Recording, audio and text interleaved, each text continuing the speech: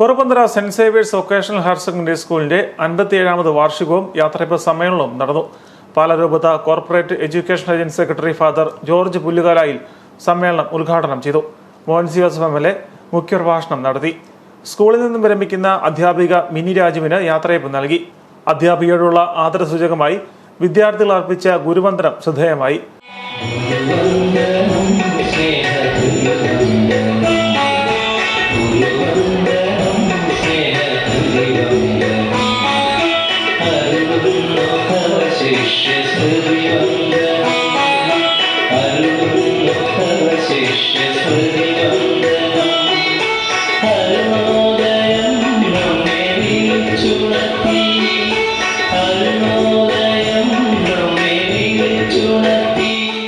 കുട്ടികളുടെ പ്രകടനം കണ്ട് മനസ്സ് നിറഞ്ഞ എം.എൽ.എ കുട്ടികളെ അനുമോദിക്കുകയും സ്വന്തമായി ക്യാഷ് അവാർഡ് സമ്മാനിക്കുകയും ചെയ്തു. നൃത്തങ്ങളുടെ അകമ്പടിയോടെ അധ്യാപികയ്ക്ക് ബൊക്കയും മാലയും നൽകിയും വേദിയിൽ നിന്ന് അധ്യാപികയുടെ ചിത്രം സദസ്സിനു മുമ്പിൽ നിമിഷങ്ങൾക്കുള്ളിൽ ക്യാൻവാസിൽ പകർത്തിയും വിദ്യാർത്ഥികളുടെ ഗുരുവന്ദനം വേറിട്ട കാഴ്ചയായി. വഞ്ചിപ്പാട്ടൻ ഈണത്തിൽ അധ്യാപികയുടെ ജീവചരിത്രം വർണ്ണിച്ച് കുട്ടികൾ അവതരിപ്പിച്ച വള്ളംകളിയും പ്രത്യേക അനുഭവമായി.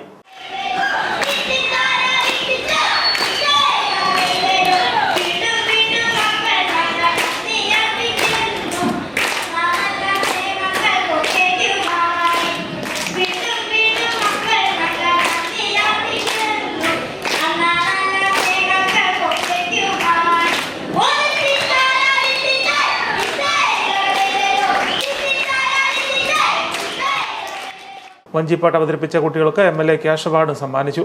സ്കൂൾ മാനേജർ ഫാദർ ജോസ് മൊള്ളാമ്പുരയുടെ അധ്യക്ഷത വഹിച്ചു.